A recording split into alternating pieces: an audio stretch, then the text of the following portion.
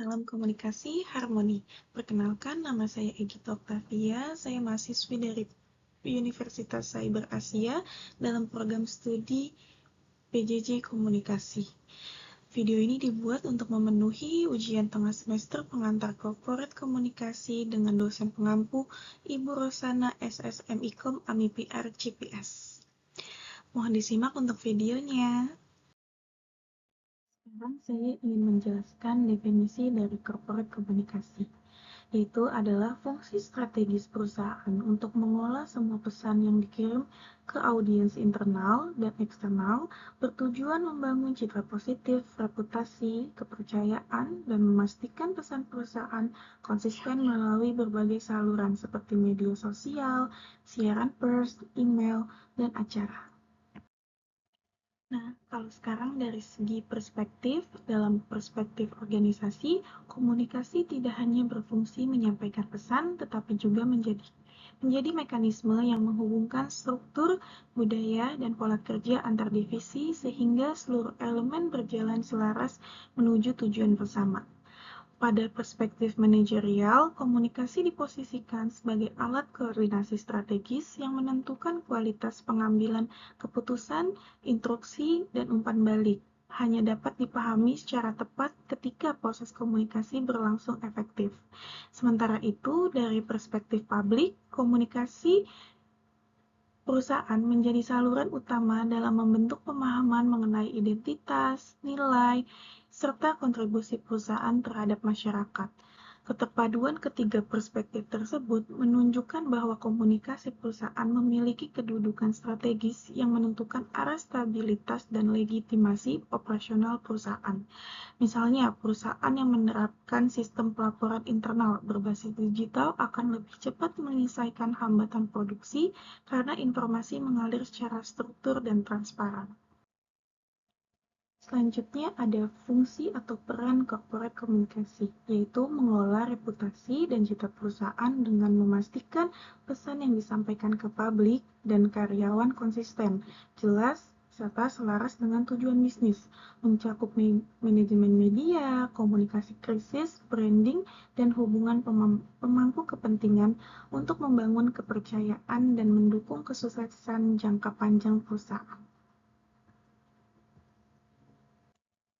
Dan selanjutnya ada kedudukan dalam corporate komunikasi, yaitu adalah peran strategis yang menjembatani komunikasi internal dan eksternal bertujuan membangun citra positif dan reputasi perusahaan melalui pesan yang konsisten mencakup jenjang dari spesialis pemula hingga direktur senior, serta fokus pada manajemen citra, hubungan stakeholder, dan komunikasi krisis. Selanjutnya ada gaya komunikasi perusahaan. Dalam membangun iklim komunikasi yang konstruktif, gaya komunikasi pimpinan menjadi variabel penentu. Gaya komunikasi partisipasi terbukti mampu menciptakan lingkungan kerja yang terbuka karena melibatkan karyawan dalam proses diskusi dan pengambilan keputusan.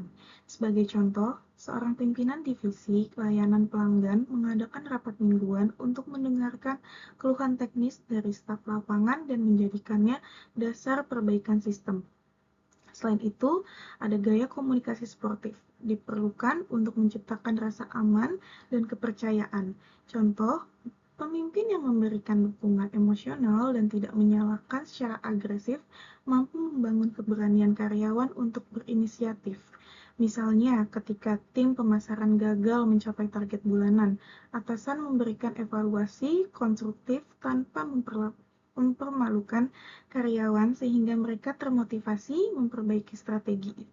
Ada gaya komunikasi transparan juga berperan penting untuk menghindari kesalahpahaman, terutama ketika perusahaan mengalami perubahan struktural atau kebijakan. Contohnya, direktur utama yang menjelaskan alasan restrukturisasi melalui pertemuan terbuka akan lebih mudah mendapatkan dukungan karyawan.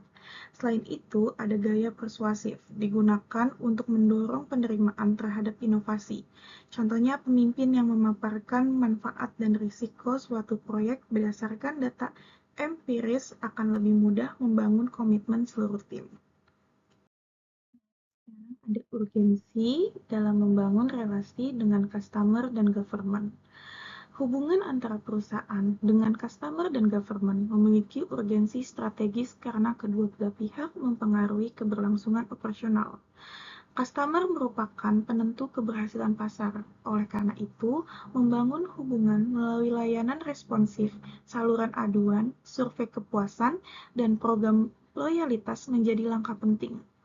Contohnya, perusahaan retail yang menyediakan customer care 24 jam akan mendapatkan kepercayaan dan loyalitas pelanggan yang lebih tinggi. Sementara, hubungan dengan government berkaitan dengan kepatuhan hukum dan stabilitas pelaksanaan bisnis. Contohnya, perusahaan transportasi harus menjalin komunikasi intensif dengan pihak dinas perhubungan terkait izin, standar keselamatan, dan audit operasional. Tahapan membangun relasi biasanya mencakup identifikasi pemangku kepentingan yang relevan, pemetaan kebutuhan dan ekspektasi publik serta instansi, penyusunan strategi komunikasi, pelaksanaan interaksi melalui forum resmi atau layanan pelanggan, dan pemeliharaan hubungan melalui evaluasi berkala. Dengan mengikuti tahap ini, perusahaan dapat mengurangi risiko konflik regulasi, meningkatkan kepercayaan, serta memperkuat keberlanjutan jangka panjang. Selanjutnya ada identitas, citra, dan reputasi perusahaan. Dalam konteks komunikasi strategis, membedakan identitas, citra, dan reputasi perusahaan merupakan keseharusan. Identitas perusahaan adalah gambaran tentang siapa perusahaan itu yang tercermin melalui logo, warna visual, slogan, budaya, dan nilai inti. Contohnya, perusahaan telekomunikasi menggunakan warna merah sebagai simbol energi dan inovasi yang ingin mereka tampilkan sebagai identitas dasar. Kalau citra perusahaan merupakan persepsi publik yang terbentuk dari pengalaman langsung atau informasi yang diperoleh. Misalnya, publik dapat menilai sebuah bank sebagai lembaga yang ramah dan cepat karena pelayanan teller dan customer service yang efisien.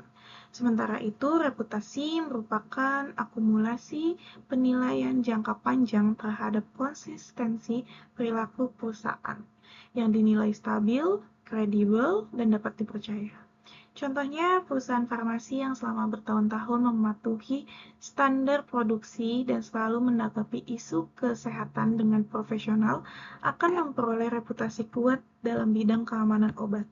Dengan demikian, identitas berperan sebagai dasar nilai yang dibangun perusahaan, citra sebagai kesan sesaat di mata publik, dan reputasi sebagai penilaian jangka panjang berdasarkan pengalaman masyarakat.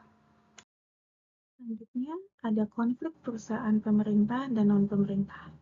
Dalam penyelesaian konflik, perusahaan pemerintah dan non-pemerintah menerapkan pendekatan yang berbeda karena struktur dan regulasi yang menaunginya. Perusahaan milik pemerintah memiliki tata kelola birokratis yang mengharuskan seluruh proses penyelesaian konflik melalui prosedur administratif, termasuk laporan resmi, klarifikasi tertulis, dan pemeriksaan kepatuhan regulatif. Contohnya, antar pegawai di instansi pemerintah harus ditangani melalui mekanisme kepegawaian sesuai regulasi ASN. Perusahaan non-pemerintah, sebaliknya, memiliki ruang fleksibilitas lebih luas. Perusahaan swasta sering menggunakan pendekatan mediasi internal, konseling HRD, hingga diskusi terbuka untuk mempercepat penyelesaian persoalan berdasarkan efisiensi kerja. Walaupun mekanismenya berbeda, tahapan penyelesaian konflik pada umumnya serupa. Proses dimulai dengan identifikasi masalah untuk mengetahui sumber ketidaksepakatan. Selanjutnya dilakukan analisis situasi yang melibatkan pemahaman terhadap faktor interpersonal, struktural, atau teknis yang memicu konflik. Setelah itu ditentukan strategi penyelesaian seperti negosiasi, mediasi, atau penerapan aturan formal. Tahap berikutnya adalah fasilitasi dialog antara pihak yang terlibat, di mana masing-masing diberi ruang untuk mengungkapkan pandangannya secara profesional. Setelah tercapai titik temu, perusahaan menetapkan keputusan akhir dan menjalankan implementasi solusi. Tahap terakhir adalah evaluasi untuk memastikan penyelesaian berjalan efektif, sekaligus mencegah konflik serupa muncul kembali. Sebagai contoh, perusahaan manufaktur yang menghadapi konflik antara supervisor dan operator dapat membentuk tim mediasi internal, memetakan penyebab kesalahpahaman jam kerja, dan memperbaiki prosedur shift untuk mencegah konflik berulang. Sekian video pemaparan dari saya. Mohon maaf bila ada salah-salah kata. Saya ucapkan terima kasih.